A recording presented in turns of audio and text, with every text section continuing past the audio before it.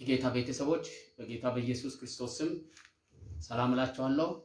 እንዴት ዋላችሁ? ዛሬ የቀትር የተባረከ ገበታ ፕሮግራማችንን እንጀምራለን። ባለፉት ሳምንት በተለይ 2-3 ፕሮግራሞችን በፊልጵስዩስ መጽሐፍ ላይ ሆነን ተነጋግረናል። በዛ በተነጋገርንባቸው የፊልጵስዩስ መጽሐፍ ላይ ሐዋርያ ጳውሎስ የፊልጵስዩስ ምዕመናንን ምዕራፍ 1 ላይ እነሱን ሲያስብ ደስ የሚሰኝባቸው ነገሮች አንስቶ ተናግሯቸዋል። በተለይም እምነታቸውን አለመጣላቸው፣ እሱ እስር ቤት ውስጥ ባለበት ጊዜ ወንጌልን መስበካቸውና ከሱ ጋር ደግሞ አጋር በመሆናቸው በዚህ ደስተኛ እንደሆነ፣ ይህንንም ደስታ ሙሉ ለማድረግ ደግሞ ይህች የፊልጵስዩስ ቤተክርስቲያን አንድነቷን መጠበቅ እንዳለባት፣ አንድነቷን የምትጠብቀው ደግሞ በወንጌል ምክንያት የሚመጣውን መከራ ባለመፍራትና በመካከላቸው ያለውን አንድነት በተለይ በእውቀትና በማስተዋል በተሞላ ፍቅር አንድነታቸውን መጠበቅ እንዳለባቸው በዛ ስፍራ ላይ ይናገራቸዋል። በተለይ ምዕራፍ 2 ላይ ደግሞ እንዴት አንድነትን መጠበቅ እንዳለባቸው ሐዋርያ ጳውሎስ ሲናገር 3 መሰረታዊ ነገሮች በእነሱ መካከል በተለይ በመሪዎች፣ በኤጲስቆጶሳት፣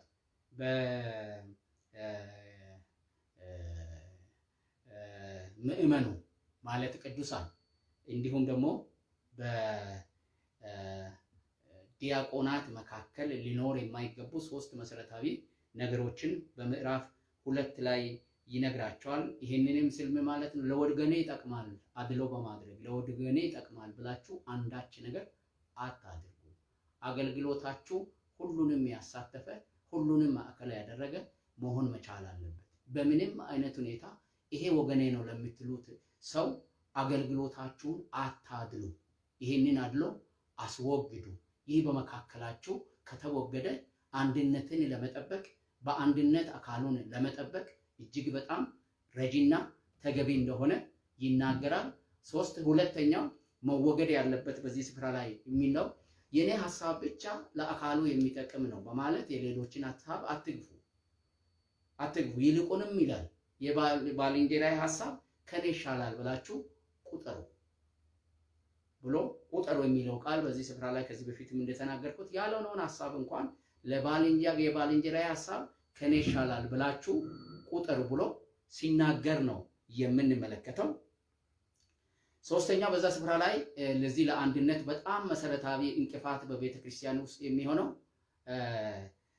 እዚህ ስፍራ ላይ ሐዋርያ ጳውሎስ እንደተናገረው እያንዳንዱ ለራሱ የሚጠቅመውን አይመልከት ለባልንጀራው ደግሞ እንጂ ይላል። እነዚህ 3 መሰረታዊ ነገሮች ሐዋርያ ጳውሎስ ለአንድነት መቅሰፍት፣ ለአንድነት እንቅፋት የሚሆኑ አካሉን የሚበታትኑ አካሉን የሚያፈርሱ የክርስቶስ ኢየሱስ አካል የሆነችው ቤተክርስቲያን አንድ እንዳትሆን የሚያደርጉት ነገሮች ከመካከላቸው መወገድ የሚችሉ ነገሮች እንደሆነ ሐዋርያ ጳውሎስ በዚሁ ክፍል ላይ ይህ በክርስቶስ ኢየሱስ የነበረው ሐሳብ በእናንተ ደግሞ ይሁን እያለ የክርስቶስ ኢየሱስን 7ቱን የዝቅታ ደረጃዎችን በዝርዝር በመናገር ይህንን የክርስቶስ ኢየሱስን ሐሳብ፣ የክርስቶስ ኢየሱስን ሕይወት፣ የክርስቶስ ኢየሱስን አገልግሎት፣ ኢየሱስ ክርስቶስ ያለፈበትን በሕይወቱን የመራበትና ያገለገለበትን መሪ በሕይወታችሁ በመተግበር ከአድሎ ከራስ ወዳድነትና የሌሎችን ሐሳብ የመቀበል ሕይወት በሕይወታችሁ ውስጥ ልትለማመዱ ትችላላችሁ ብሎ ምክር እንደሰጣቸው በዛ ስፍራ ላይ እንመለከታለን። ከዛ በኋላ ሐዋርያ ጳውሎስ ዛሬ ወደምንመለከተው ምዕራፍ 3 ይመጣና ዛሬ 2 ሐሳቦችን በዚህ ስፍራ ላይ እንመለከታለን። ምዕራፍ 3 4-5 ሐሳቦችን የያዘ ክፍል ነው። ዛሬ ደግሞ የምንመለከተው በዚህ ስፍራ ላይ የጠቀሳቸውን 2 ሐሳቦችን ነው። ዋና መሰረታዊ ሐሳቦች ናቸው።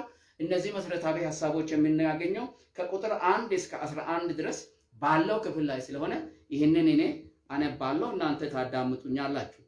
በጌታ በኢየሱስ ክርስቶስም አነባለሁ። እንዲህ ይላል ሐዋርያ ጳውሎስ፣ በቀረውስ ወንድሞች ሆይ በጌታ ደስ ይበላችሁ። ስለ አንድ ነገር መልሼ ልጽፍላችሁ እኔ አይታክተኝም። ለእናንተ ግን ደህና ነው። ከውሾች ተጠበቁ፣ ከክፉዎችም ሰራተኞች ተጠበቁ፣ ከሐሰተኞች መገረዝ ተጠበቁ። እኛ በመንፈስ እግዚአብሔርን የምናመልክ በክርስቶስ ኢየሱስም የምንመካ በስጋም የማንታመን እኛ የተገረዝን ነንና፣ እኔ ግን በስጋ ደግሞ የምመካበት አለኝ። ሌላው ሰው ማንም ቢሆን በስጋ የሚመካበት እንዳለው ቢመስለው እኔ እበልጠዋለሁ። በስምንተኛው ቀን የተገረዝሁ ከእስራኤል ትውልድ ከቤንያሚን ወገን ከዕብራውያንም ዕብራዊ ነኝ። ስለ ሕግ ብትጠይቁ ፈሪሳዊ ነበርኩ። ስለ ቅንዓት ብትጠይቁ ቤተ ክርስቲያንን አሳዳጅ ነበርኩ። በሕግ ስለሚገኝ ጽድቅ ብትጠይቁ ያለ ነቀፋ ነበርኩ። ነገር ግን ለኢየሱስ ለኔ ረብ የነበረውን ሁሉ ስለ ክርስቶስ እንደ ጉዳት ቆጥሬአለሁ። አዎን በእውነት ከሁሉ ይልቅ ስለሚበልጥ ስለ ክርስቶስ ኢየሱስ ስለ ጌታዬ ዕውቀት ነገር ሁሉን ጉዳት እንዲሆን ቆጥሬአለሁ። ስለ እርሱ ሁሉን ተጎዳው፣ ክርስቶስንም አገኝ ዘንድ በክርስቶስም በማመን ያለውን ጽድቅ ማለትም በእምነት ከእግዚአብሔር ዘንድ ያለውን ጽድቅ እንጂ ከሕግ ለእኔ ያልሆነውን ጽድቅ ሳይሆንልኝ በእርሱ ይገኝ ዘንድ ሁሉን እንደ ጉድፍ ይቆጥረዋለሁ። እርሱንና የትንሣኤውን ኃይል እንዳውቅ በመከራውም እንዲካፈል ወደ ሙታን ትንሣኤም ሊደርስ ቢሆንልኝ በሞቱም እንዲመስለው ይመኛለሁ ይላል ሐዋርያ ጳውሎስ። በተለይ በመጀመሪያው ክፍል ላይ ይሄንን ክፍል ሲጀምር ሐዋርያ ጳውሎስ በቀረውስ ወንድሞች ሆይ በጌታ ደስ ይበላችሁ ብሎ ነው የሚጀምረው። ለምንድን ነው በቀረውስ የሚለው?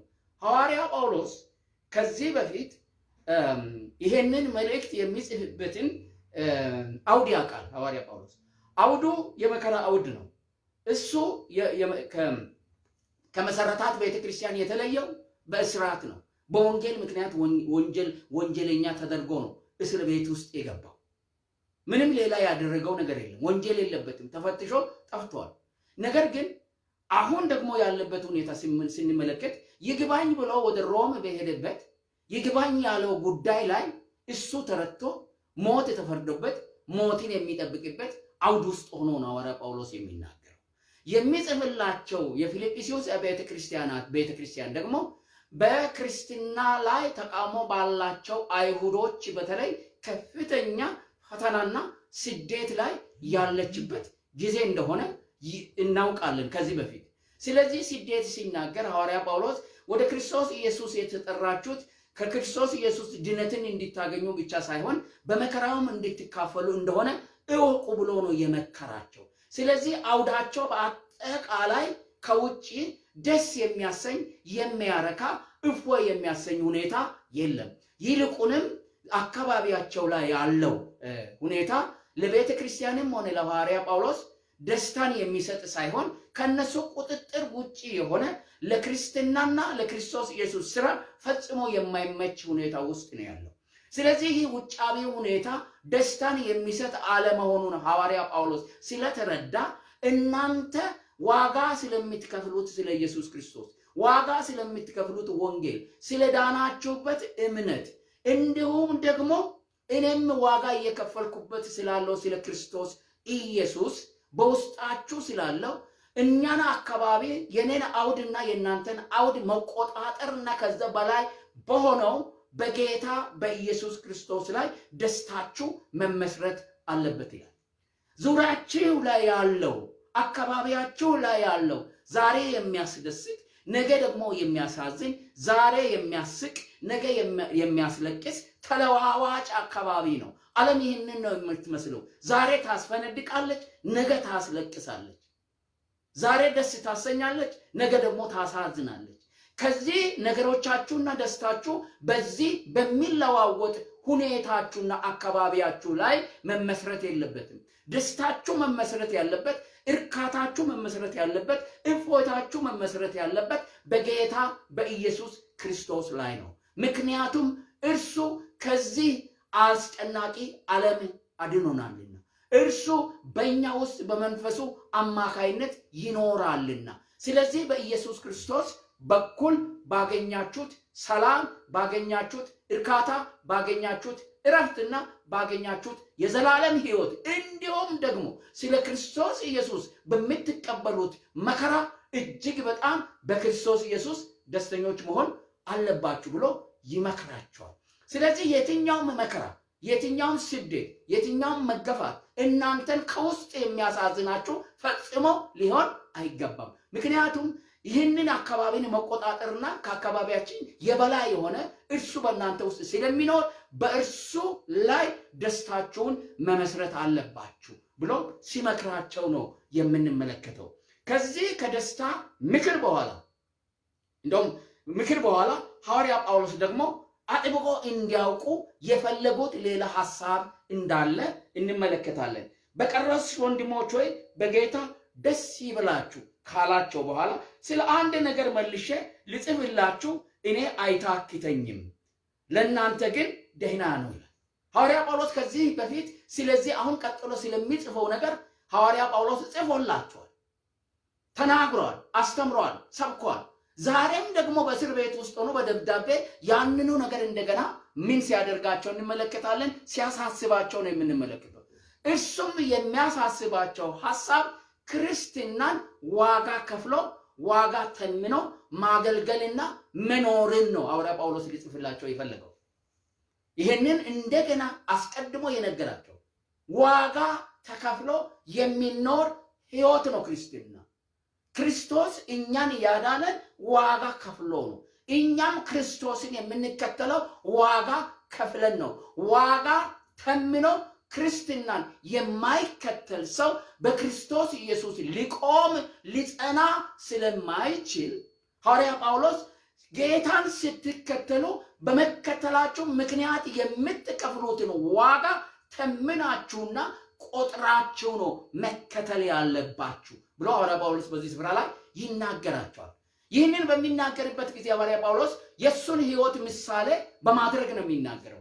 ከዛ በፊት ግን ሐዋርያ ጳውሎስ ወደ ራሱ ሕይወት ከመምጣቱ በፊት ዋጋ መተመን ማለት በመጀመሪያ ደረጃ ምን ማለት ነው ተብሎ ለሚጠየቀው ጥያቄ ራስን ከምንከተለው የክርስትና ሕይወት ከሚጠይቀው ነገር ውጪ የመጣ የስህተት አሰራርንና ከስህተት ትምህርት ራስን መጠበቅ ነው። ይህንን ሐዋርያ ጳውሎስ አስቀድሞ ይነግራቸዋል። ምን ይላቸዋል መሰላችሁ? ደህና ነው ብሎ ከውሾች ተጠበቁ፣ ከክፎችም ሰራተኞች ተጠበቁ፣ ከሐሰተኛ መገረዝ ተጠበቁ። እኛ በመንፈስ እግዚአብሔርን የምናመልክ በክርስቶስ ኢየሱስም የምንመካ በስጋም የማንታመን እኛ የተገረዝን ነንና ብሎ ሐዋርያ ጳውሎስ ይናገራል። ውሾች የሚላቸው እነዚህ ሰዎች በዚህ ስፍራ ላይ ውሻ ብሎ የሚጠራው የውሻን ባህሪ እንዲያስታውሱ በዚህ ስፍራ ላይ ስለፈለገን ምሳሌያዊ አነጋገር ነው። ውሻ የሚታወቀው የተፋውን መልሶ በመብላት ነው። ትውከቱን መልሶ በመብላት ነው የሚታወቀው። ስለዚህ ሐዋርያ ጳውሎስ ውሾች የሚላቸው ክርስቶስ ኢየሱስን አግኝተው ወደ ኋላ ተመልሰው ያንን የክርስቶስ ኢየሱስን ትምህርትና ወንጌልን እየተቃወሙ በመካከላቸው ከሚመላለሱ ከአይሁድ መካከል ከወጡ የሐዋርያ ጳውሎስን ትምህርት ከሚቃወሙ ከነዛ ክርስቲያኖች ወደ ክርስቶስ ኢየሱስ መምጣት ያለባቸው በመጀመሪያ ደረጃ ወደ ይሁድነት በመግባት የይሁድነትን ስርዓት ግዝረትን ጨምሮ ጥምቀትን ጨምሮ ወደ ተስፋው ከመጡ በኋላ ከዛ በኋላ ነው ወደ ክርስቶስ ኢየሱስ ተስፋ ሊመጡ የሚችሉት። አለበለዚያ አይሁዶች በቀጥታ ወደ ክርስቶስ ኢየሱስ በመምጣት መዳን አይችሉም ብሎ የሚያስተምሩ ሐሰተኞች ናቸው። ስለዚህ በኢየሱስ ክርስቶስ የመስቀል ስራ ላይ ተጨማሪ ይሁድነትን ካልጨመራችሁ በስተቀር መዳን አትችሉም የሚሉ ከአይሁድ የወጡ ግዝረትን እንደ ቅድመ ሁኔታ አድርገው የሚያስተምሩ ወደ ኋላ የተመለሱ በሐዋርያ ጳውሎስ እምነት ወደ ሕግ የተመለሱ ሰዎችንም ሕግን በመጠበቅ ወደ መዳን መንገድ ለመውሰድ የሚሞክሩ የሚያስተምሩ እነዛን ሐሰተኞችን ነው ከውሾች የተጠበቁ ከውሾች ባህሪ ያላቸው እንደሆኑ ይናገራል። ከዛም በኋላ ምንድነው? ከክፉ ሰራተኞች ተጠበቁ፣ ከሐሰተኛም መገረዝ ተጠበቁ እኛ በምን ይላቸዋል። እዚህ የሚያስተምሩት ነገሮች እነዚህ ምንድነው የሚያስተምሩት? እነዚህ ክፉ ሰራተኞች ናቸው። ለክፋት የሚሰሩ ናቸው። በክርስቶስ ኢየሱስ ዓለምን ሁሉ ለማዳን እግዚአብሔር የሰራውን ስራ ለአንድ አይሁድ ካልሆናችሁ በስተቀር ወደዚህ ለዓለም ወደ ተሰጠው ተስፋ ልትመጡ አትችሉም ብሎ የሚያስተምሩ ሐሰተኞች ሐዋርያ ጳውሎስ የሚላቸው እነዚህ ሕግን መሰረት አድርገው በመስቀል ስራ ላይ ሕግን የሚጨምሩ የመስቀልን ሥራ የሚያቃልሉ ክርስቶስ ኢየሱስ ለዓለም ሁሉ እንደተላከ ማመን ያቃታቸው ራሳቸውን ደግሞ ክርስቲያኖች ራሳቸውን ደግሞ ሰባኪዎች አድርገው የቆጠሩ ሐሰተኛ ክፉ ሰራተኞች እንደሆኑ ሐዋርያ ጳውሎስ ይናገራል። ከነዚህ ትምህርት ተጠበቁ የሚልበት ዋናው ምክንያት ከዚህ በኋላ ግዝረት መንፈሳዊ እንጂ ስጋዊ ወይም ውጫዊ አይደለም። ያ ቀድሞ የተሰጠው ግዝረት አሁን ለመንፈሳዊ ግዝረት በመንፈስ ቅዱስ በማመን ለተደረገ ውስጣዊ ግዝረት ጥላ እንጂ ዋናው እርሱ አይደለም። ዋና የሆነው ክርስቶስ ኢየሱስ ስለመጣ በክርስቶስ ኢየሱስ በማመን እግዚአብሔርን በመንፈስ ቅዱስ የሚያመልኩ እነሱ በመንፈስ የተገረዙ ናቸው። የሥጋ መገረዝ ሳይሆን አሁን የሚያስፈልገው የውስጥ የመንፈስ መገረዝ ነው። ይህ ግዝረት ደግሞ እግዚአብሔርን በመንፈስ ቅዱስ በማምለክ እኛ የተገለጠ ነው። ስለዚህ ወደ ኋላ እንደ ውሻ የተፋችሁትንና የተዋችሁትን ትምህርት ለመከተል አትመለሱ ስላቸው እንመለከታለን። ስለዚህ የማንታመን የተገረዝን ነንና ይላል ሐዋርያ ጳውሎስ። ወደ ኋላ መመለስ ለኛ ምንም አይጠቅመንም። እዛ የቀረ ነገር የለም። በመንፈስ ቅዱስ በመንፈስ እግዚአብሔርን የምናመልክና በክርስቶስ ኢየሱስም የምንመካ በስጋም የማንታመን እኛ የተገረዝን ነን። አንድ በመንፈስ እግዚአብሔርን የምናመልክ ኢየሱስ ክርስቶስ ስለ እግዚአብሔርን ስለማምለክ ለዛች ለሳምራዊቷ ሴት ሲናገር እግዚአብሔር መንፈስ ነው፣ የሚያመልኩትም በእውነትና በመንፈስ ሊያመልኩት ይገባል። እግዚአብሔር መንፈስ ነው። ሰዎች በመንፈስ ነው እግዚአብሔርን የሚያመልኩት። ከዚህ በኋላ አምልኮ ኢነር ነው፣ ውስጣዊ ነው። በመንፈስ ቅዱስ ለእግዚአብሔር የሚሰጥ አምልኮ ነው። ምክንያቱም ክርስቶስ ኢየሱስ በእኛና በእግዚአብሔር መካከል የነበረውን የጥል ግድግዳ አፍርሶ እግዚአብሔር በእርሱ በኩል በሰራው ቤዛነት አምነን የዳንን ሰዎች ከዚህ በኋላ እግዚአብሔርን በመንፈስ የትም ስፍራ ላይ በየትኛው ጊዜ ያለ ሕግና ያለ ወግ ያለ ስርዓት በመንፈስ ቅዱስ አማካይነት በመንፈሳችን እግዚአብሔርን የምናመልክ ነንኛ ይላል። ስለዚህ የምናመልከው እግዚአብሔርን ነው። ከእግዚአብሔር ጋር ግንኙነት አለን። ከእግዚአብሔር ጋር ህብረት አለን። ከእግዚአብሔር ጋር አንድነት አለን። ስለዚህ በፊቱ በመንፈስ ቅዱስ አማካይነት እንቀርባለን። በዘር በጎሳ በሃይማኖት በህግ የሚደረግ ከእግዚአብሔር ጋር ያለ ግንኙነት አብቅቷል።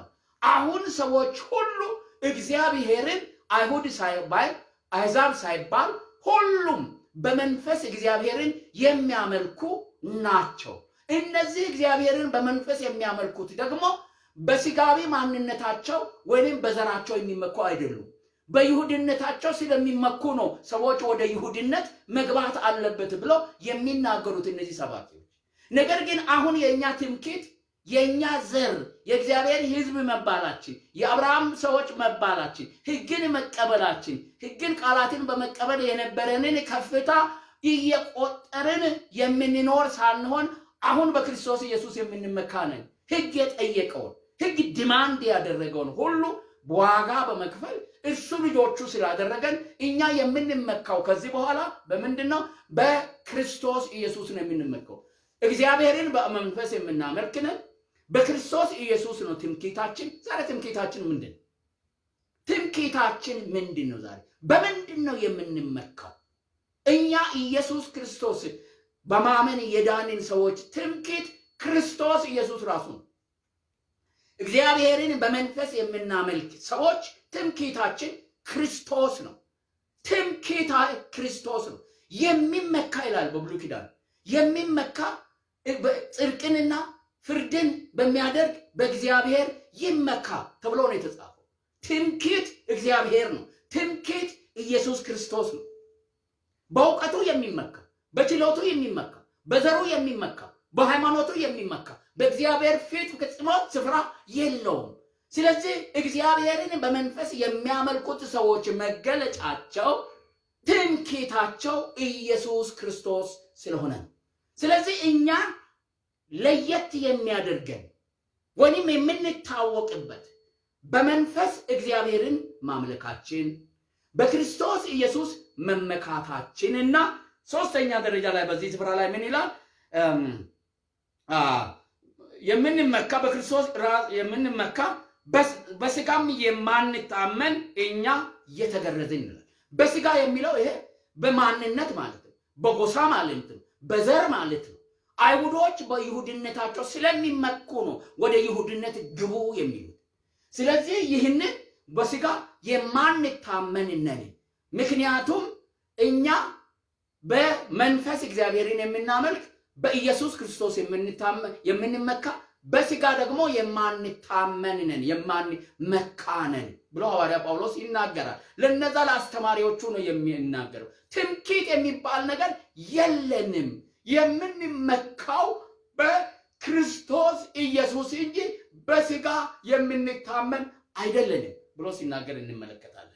ይህንን ሲናገር ሐዋርያ ጳውሎስ ይህንን ሐሳብ ለማጠናከር ከዚህ በፊት በምዕራፍ 2 ላይ ሐዋርያ ጳውሎስ የቤተ ክርስቲያንን አንድነት ለመጠበቅ ከወገንተኝነት ነፃ መሆን የሌሎችን ሐሳብ መቀበልና ሌላውን እንደራስ መውደድን ከገለጸ በኋላ ኢየሱስ ክርስቶስ ያንን ሐሳብ እንደኖረ እንደ ምሳሌ እንዳነሳ አሁን ደግሞ ከኢየሱስ ክርስቶስ ምሳሌነት በኋላ የራሱን ሕይወትና ክርስቶስ ኢየሱስን ለመከተል የከፈለውን ዋጋ ይናገራል። ምክንያቱም ክርስትና ቅድም እንደነገርኳችሁ ዋጋ ተከፍሎበት የምንከተለውና የምንኖረው ሕይወት ስለሆነ፣ ስለዚህ ሐዋርያ ጳውሎስ ይሄን ከተናገረ በኋላ እኔ ግን በስጋዬ ደግሞ የሚመካበት አለኝ ስለ ራሱ ነው የሚናገረው።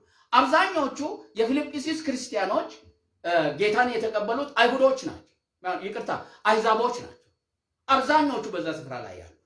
ስለዚህ ሐዋርያ ጳውሎስ ራሱን እንደ ምሳሌ አድርጎ እዛ ሌሎቹ ወደ ይሁድነት እየጎተቷቸው ያሉት ክርስቲያኖች ከይሁድነትና ይሁድነት ዲማንድ የሚያደርገውን ነገር አሟልቶ የሚገኝ ሰው ያንን እንደ ከንቱ ነገር አድርጎ የክርስቶስ ኢየሱስ ነገር በልጦበት ዋጋ እንዴት እንደከፈለ ነው ቀጥሎ የሚናገረው። እኔ ላይ በስጋ የሚመካበት አለኝ ነበረኝ አይደለም አለኝ ነው።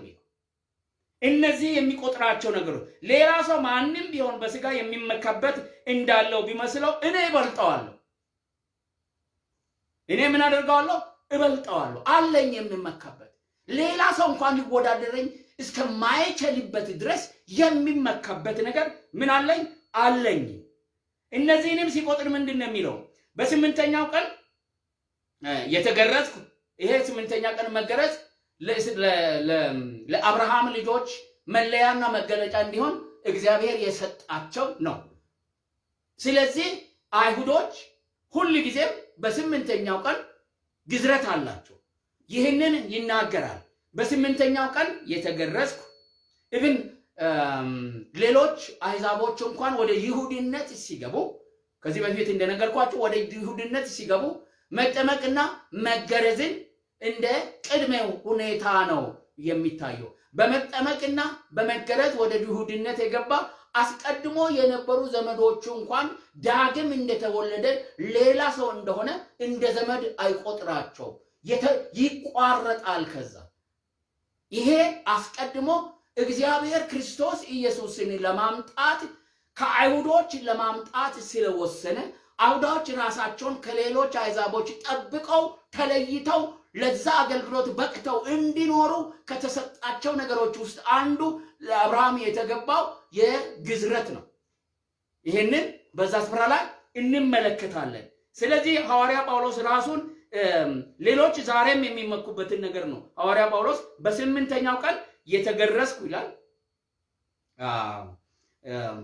በስምንተኛው ቀን የተገረዝኩ ከእስራኤል ትውልድ ከቢንያም ወገን ከዕብራዊም ዕብራዊ ነኝ ይላል። ለምንድን ነው የቢንያም ወገንን እንደ ትልቅ ነገር ወይንም በዚህ ስፍራ ላይ እንደ ትምክህት የሚቆጥረው?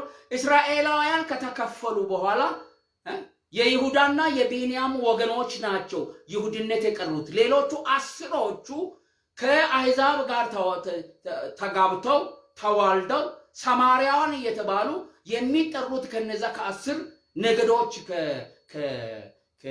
ከያዕቆብ ልጆች መካከል 10 ነገዶች ተደባልቀው አይደንቲቲያቸው ማንነታቸው ጠፍተው በቀሩበት ጊዜ ተስፋን በመጠበቅ የጠሩት አይሁድ የይሁዳና የቢንያም ወገን ስለነበረ በእስራኤላውያን ዘንድ የይሁዳና የቢንያም ወገን ከፍተኛ ግምትና ክብር ከሚሰጣቸው ወገኖች ስለሆኑ ምንድነው የሚለው ከቢንያም ወገን የተወለድኩ ከአይሁድም ከይሁዳም ይሁዳ ነኝ ብሎ ትምክህት የሆነውን ሊሆንለት የሚችለውን ነገር በዚህ ስፍራ ላይ ይናገራል። ከዛም ሌላ ምንድነው የሚለው ስለ ሕግ ብትጠይቁኝ ፈሪሳዊ ነበርኩ፣ ስለ ቅንዓት ብትጠይቁኝ ቤተክርስቲያን አሳዳጅ ነበርኩ ይላል። ሐዋርያ ጳውሎስ እንደ ሌሎቹ አይሁዶች ይሁድነቱን ጠብቆ ብቻ የቆየ አይደለም። የሕግ ትምህርትን በታወቀ ፕሮፌሰር በገማልያ እግር ስር ቁጭ ብሎ የተማረ ያንን የተማረውን ለመተግበር ደግሞ ቤተክርስቲያንን ከኢየሩሳሌም ጀምሮ እስከ ደማስቆ ድረስ ያሳደደ አንዳንድ የጌታ የኢየሱስ ክርስቶስ የሚያመልኩ ደቀ መዛሙርቶችንም ሳይቀር እነ እስጢፋኖስን በሚሞቱበትና በሚወገሩበት ጊዜ ለዛ ሁሉ ተባባሪ የነበረ እስከዛ ድረስ ለእግዚአብሔር በመቅናት ቤተክርስቲያንን ያሳደደ እንከን በአይሁድነቱ እንከን የሌለበት በቅንዓትም ቤተክርስቲያንን በማሳደድ ተግባራዊ እርምጃ የወሰደ ሰው እንደነበረ ይናገራል። በሕግ ስለሚገኝ ቤተክርስቲያን ምን አሳደደ? በሕግ ስለሚገኝ ጽድቅ ብትጠይቁ ያለ ነቀፋ ነበርኩ። ያለ ነቀፋ ነበርኩ። በሕግ ስለሚገኝ ጽድቅ ሕግን በመጠበቅ ስለሚገኝ ጽድቅ ብትጠይቁኝ አንድም የሚነቀፍብኝ ነገር አልነበረም። ነገር ግን ይላል ይሄንን ሁሉ ይሁድነቱን፣ ዕብራዊነቱን፣ ቀናኢነቱን በሙሉ ሌላው ሰው ዛሬ እነዚህ ክርስቲያኖችን ወደ ይሁድነት እንዲገቡ ከይሁድነት ከገቡ በኋላ ወደ ድነት እንዲመጡ ያ ሕግና ስርዓት እንደሆነ ከሚያስተምሩት ወገኖች ውሾች ብሎ ከጠራቸው ወደ ኋላ ክርስቲያኖችን ለመመለስ ከሚሰብኩት ሰዎች ጋር ራሱን ቢያወዳድር ማንም ከሱ ጋር ቆሞ ለነሱ ዛሬ ትምክህትና ሃይማኖት በሆነው ጉዳይ ላይ ጳውሎስ ራሱ የተሻለ እንደሆነ በግልጽ በዚህ ስፍራ ላይ ይናገራል። ይህንን ለሱ ደግሞ የተሻለ የሆነውን ትምክህት የሆነውን በአይሁድነቱ የዕብራዊ የቢንያም ከቢንያም ወገን የተገኘ የመሆኑን በሕግ በኩል የተማረ አጠናቆ ሕግን የሚያውቅ ለመተርጎም፣ ለማስተማር፣ ለመስበክ ብቁ የሆነ በታወቀ አስተማሪ እግር ስር ቁጭ ብሎ የተማረ እንዲሁም ደግሞ ለመተግበርም ከማንም በላይ ለዚህ ለሕግና ለይሁድነት እንቅፋትና አደጋ ነው ብሎ ያመናትን ቤተክርስቲያን ለማሳደድ እርምጃ የወሰደ ሰው ስለሆነ ይሄን ያህል የኔን ያህል የሄደ ማንም በእነሱ መካከል እንዳልነበረ፣ ይህ ደግሞ በማህበረሰቡ ዘንድ በአይሁድ ዘንድ ከፍተኛ ከበሬታና ስፍራ የሚሰጠው እሱም በዛ ማህበረሰብ ዘንድ አንቱ ተብሎ በዚህ በትምህርቱ በከፈለው ዋጋ በህይወቱ ጥራት መመስገንና መክበር የሚችልበትን ነገር እንዳለው ግን ይሄንን ሁሉ በዚህ ስፍራ ላይ እንደሚናገረው ይሄንን ሁሉ ሐዋርያ ጳውሎስ ስለ አንድ ነገር እንደተወ ዋጋ አድርጎ እንደከፈለ ይናገራል። ስለ እምነቱ እንደተወ በዚህ ስፍራ ላይ ይናገራል። ምንድነው የሚለው? ነገር ግን ለኔ ረብ የነበረውን ሁሉ ስለ ክርስቶስ እንደ ጉዳት ቆጥሬአለሁ። ለኔ ረብ ይላል ጥቅም፣ ክብር የሚያስገኝልኝ አንቱታን የሚያስገኝልኝ በማህበረሰቡ ዘንድ ከበሬታን የሚያሰጠኝ ነገር የጠቀስኳቸውን ሁሉ ምን አድርጋለሁ? ዋጋ እንደሌለው ቆጥሬያለሁ ስለ ክርስቶስ ኢየሱስ። እሱን ለመከተል የከፈልኩት ዋጋ ይሄ ነው። ክርስትና ዋጋ ተከፍሎበት የሚኖር ህይወት ነው ብዬ ሳስተምር እኔ ራሴ ከፍዬ ነው። ክርስቶስ ክርስትናን የመሰረተው የክርስትና ራስ የሆነ ሐዋርያ የሆነ መስራች የሆነ ቤተ ክርስቲያን ዋጋ ከፍሎ ራሱን አዋርዶ ከአብ ጋር መተካከልን መቀማት እንደሚገባው ሳይቆጥር እንደመጣ እንደተዋረደ እኔም ደግሞ ለኔ ክብር የሆነውን በማህበረሰቡ ዘንድ ሙገሳን የሚያስገኝልኝን ረብ ያለበትን ነገር ሁሉ ስለ ክርስቶስ ከንቱ እንደሆኑ ቆጥሬ ዋጋ ከፍዬ ነው ህይወትን ክርስቲያናን ህይወት የምኖረው ብሎ ሐዋርያ ጳውሎስ በዚህ ስፍራ ላይ ሲናገር እንመልከት። አሁን እውነት ነው። ከሁሉ ይልቅ ስለሚበልጥ ስለ ክርስቶስ ኢየሱስ ስለ ጌታዬ ዕውቀት ነገር ሁሉን እንደ ጉዳት ክርስቶስንም አገኝ ዘንድ በክርስቶስም በማመን ያለውን ጽድቅ ማለትም በእምነት ከእግዚአብሔር ዘንድ ያለውን ጽድቅ እንጂ ከሕግ ለኔ ያልሆነውን ጽድቅ ሳይሆንልኝ በእርሱ ይገኝ ዘንድ ሁሉን እንደ ጉድፍ ቆጥሬአለሁ። የቆጠርኩበት ዋና ምክንያት ሕግን በመጠበቅ ሮሜ ምዕራፍ 7 ላይ ሄዳችሁ ስትመለከቱ ሐዋርያ ጳውሎስ ሕግን ለመጠበቅ በአይሁድ እምነት ውስጥ ሆኖ በሕይወቱ እንዴት ይታገል እንደነበረ ፍላጎቱንና መሻቱን ማሟላት አቅቶት በሕግና በኃጢአትና በሕግ ባርነት ውስጥ በመግባቱ ምክንያት ማን ነው ከዚህ የሚያወጣኝ እያለ ሲጮህ እንመለከታለን፣ ስላለፈው ሕይወት ሲናገር።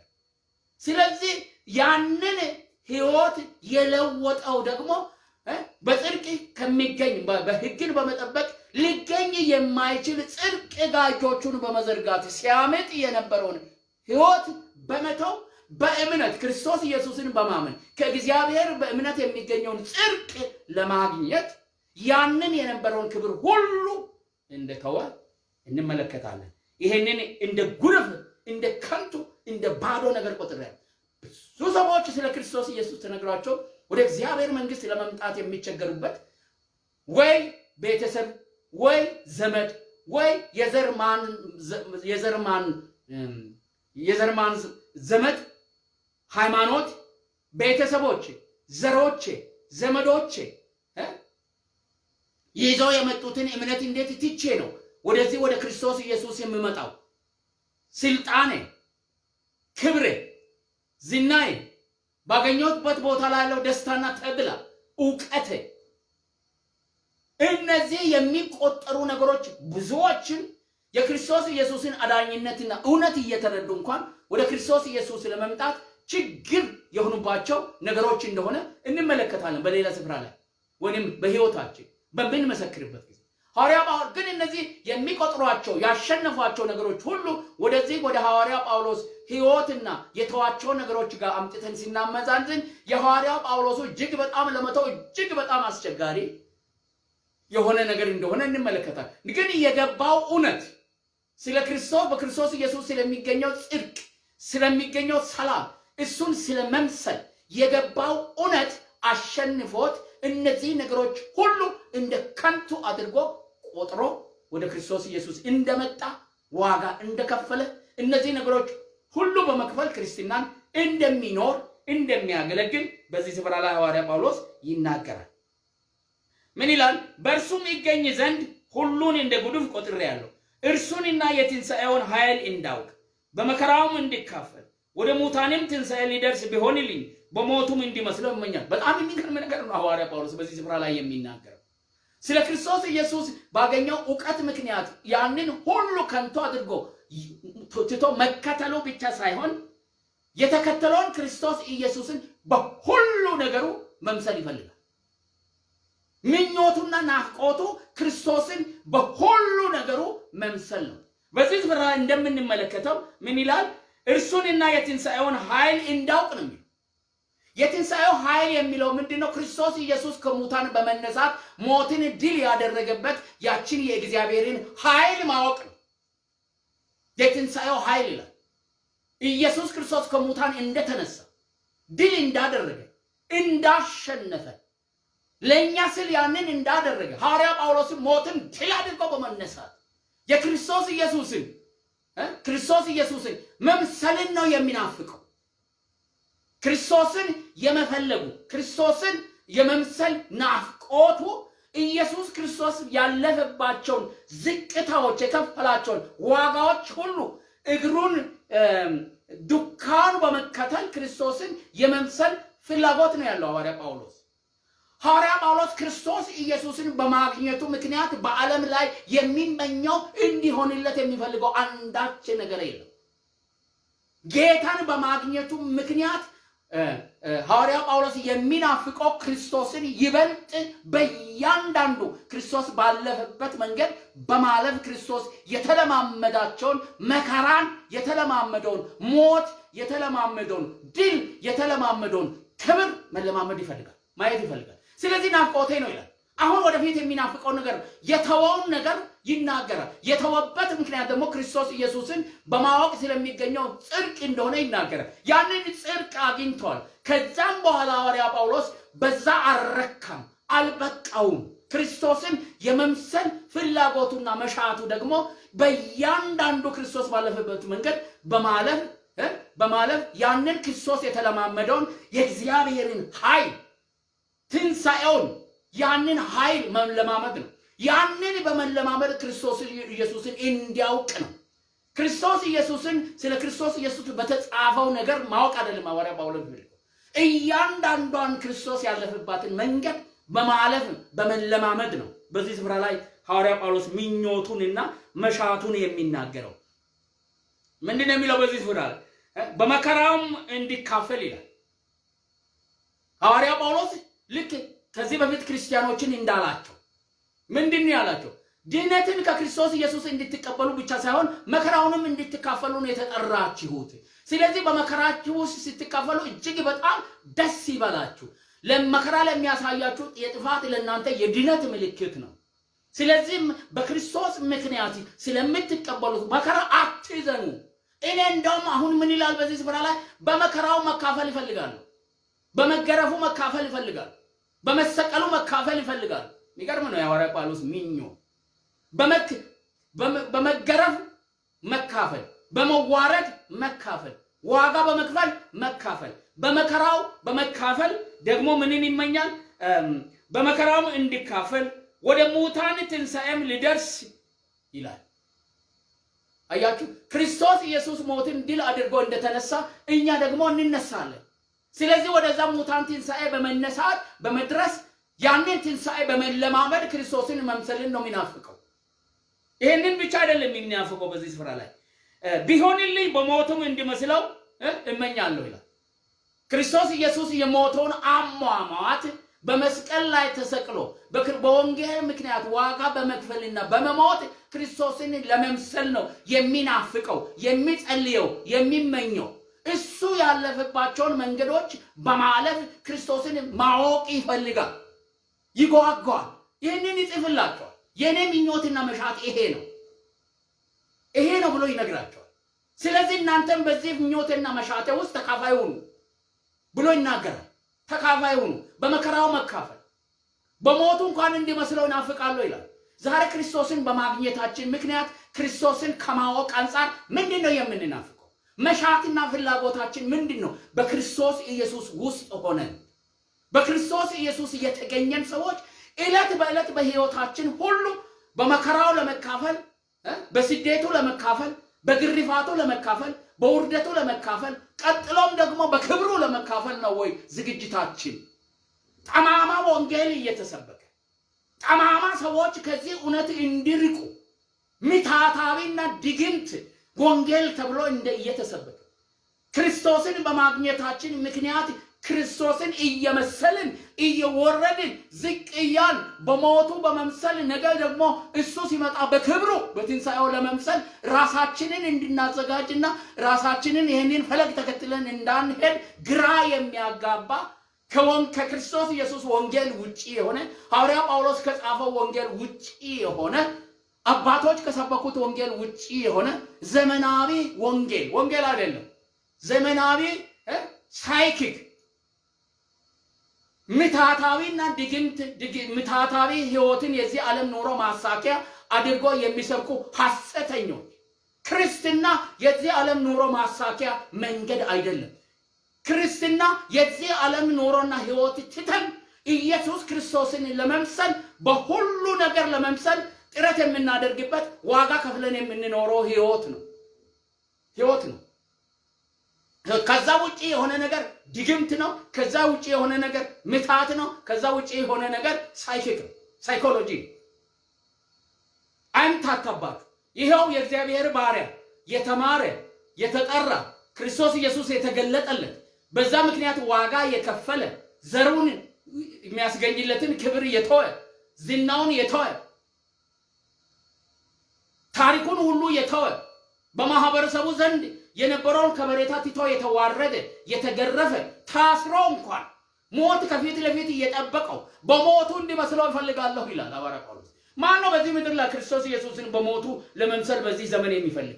ነብይ ነኝ የሚል፣ አስተማሪ ነኝ የሚል፣ ሰባኪ ነኝ የሚል፣ ጴንጤ ነኝ የሚል፣ ከቤተ ክርስቲያን ወደ ቤተ ክርስቲያን የሚሉ፣ ከኮንፈረንስ ወደ ኮንፈረንስ የሚሉ ምን ፍለጋ? ይህንን በክርስቶስ ኢየሱስ የሚገኝ ጽድቅን ነው ወይም በክርስቶስ ኢየሱስን በሞቱ የመምሰል ፍላጎትና መሻት ነው? በመከራው የመካፈል ፍላጎትና መሻት ነው? ምንድነው የሚያንከራትት? ምንድነው የሚያሯሩጥ? ምንድነው የምንሰማው? ክብርንና ዝናን በማህበረሰቡ ዘንድ ታዋቂነትን ትቶ አንቱታ ንትቶ በየጉባኤው በየስፍራው አንቱ እየተባለ የሚጠራበትን ከፊት ለፊት የሚቀመጥበትን እውቀቱ የሚያስገኝለትን የከፈለው ዋጋ የሚያስገኝለትን በማህበረሰቡ ዘንድ የነበረውን ከበሬታ አጥቶ ያ ማህበረሰብ 100% ተነስቶ እሱን የሚያሳድድበት ሁኔታ ውስጥ የገባው ይህ ጳውሎስ ምን ገብቶት ነው?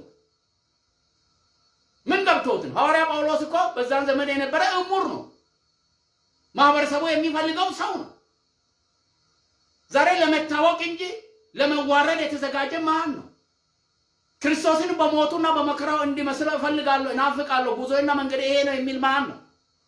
ክርስቶስን ተንተርሰን እሱን ተደግፈን ስሙን ጠርተን የራሳችንን ስም ለማግኘት የራሳችንን ስም ከፍ ለማድረግ አይደለም ወይ ሩጫችን?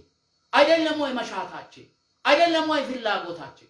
የትኛው ወንጌል ነው እኛ የተከተልነውና የገባን? ይሄ ወንጌል ነው በሞቱ ለመምሰል በመከራው ለመካፈል ቢሆንልኝ የሚለው የናፍቆቱንና የመሻቶቹን ጡዘት ነው የሚያመለክተው። ቢሆንልኝ በሞቱ ለመምሰል ይናፍቃሉ። ተሰቅየ ስለ ወንጌል ክርስቶስ ኢየሱስ እንደሞተው ስለ ወንጌል ተሰቅየ በመሞት ክርስቶስን መምሰል ቢሆንልኝ ጸሎተ መሻቴ እሱ ነው።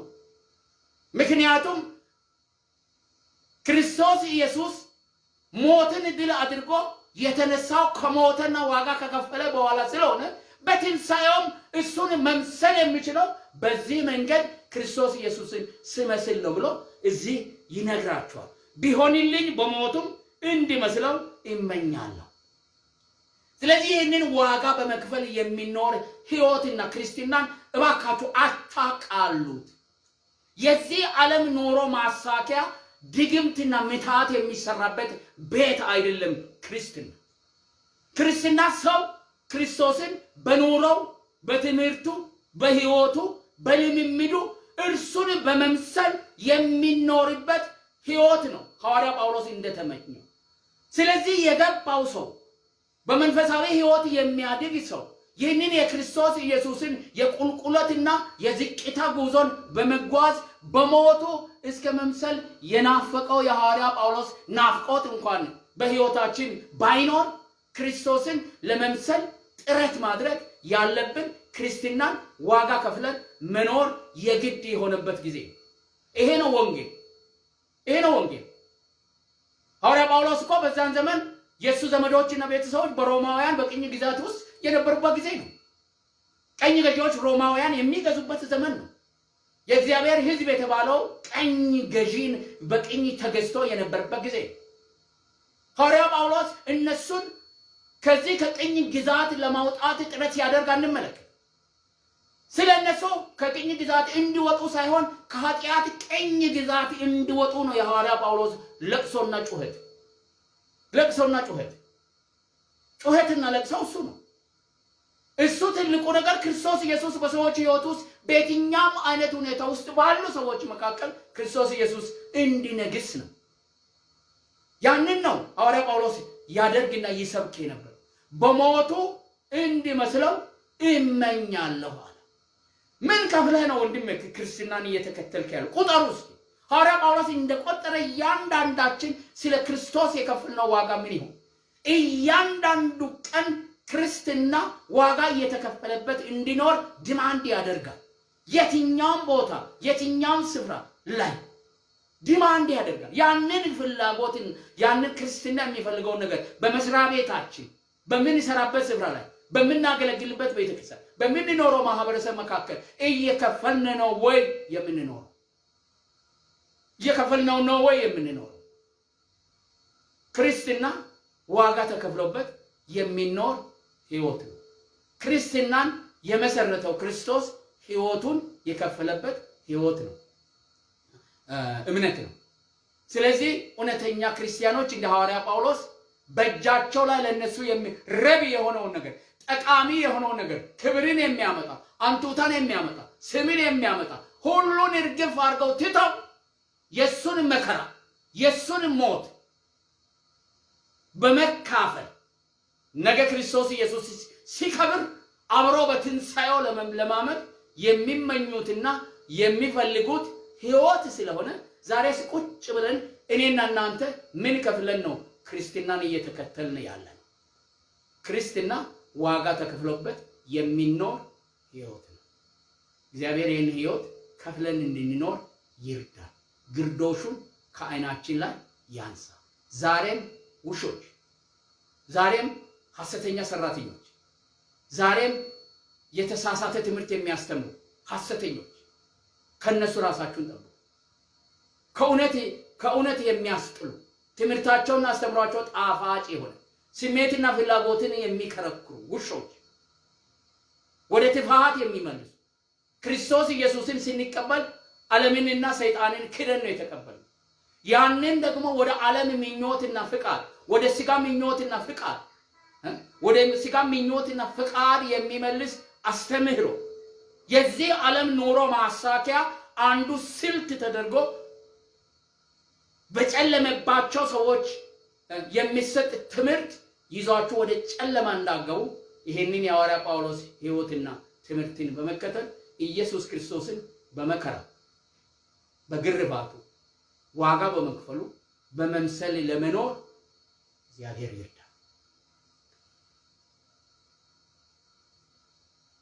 በጣም ወዳችኋለሁ። ጌታ ይባርካችሁ። በሚቀጥለው እስከምንገናኝ ድረስ በሰላም ሁኑ። ሌሎች ትምህርቶችን ያው ቻናሌ ለማግኘት ትችላላችሁ። ዩቲዩብ ቻናሌን ገብታችሁ ሰብስክራይብ ካደረጋችሁ በየጊዜው የሚወጡት ትምህርቶች ይደርሷችኋል። ሌሎችም ትምህርቶች አሉ። በዛ ቦታ ላይ እግዚአብሔር ያስተምራችኋል። ወስዳችሁ ለራሳችሁም ተጠቀሙ፣ ለሌሎችም እንዲጠቀሙ እርዷቸው። ይሄንንም ደግሞ ለሌሎች አጋሩ። እግዚአብሔር ይባርካችሁ። ወዳችሁ ሰላም